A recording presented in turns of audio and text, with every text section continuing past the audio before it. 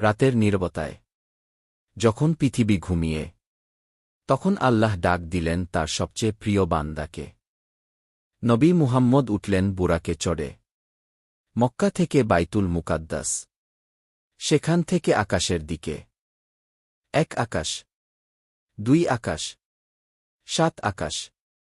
প্রতিটি আকাশে নবীরা দাঁড়িয়ে সালাম দিচ্ছেন, স্বাগতম হে আল্লাহর প্রিয় রাসূল।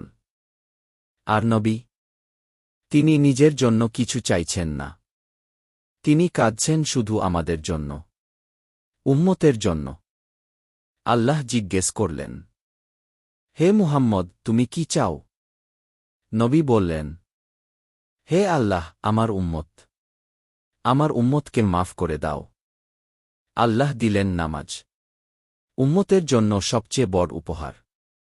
50 ওয়াক্ত থেকে কমিয়ে দিলেন 5 ওয়াক্ত, কিন্তু সোয়াব দিলেন 50 ওয়াক্তের। সিদরাতুল মুনতাহায় কলম থেমে গেল।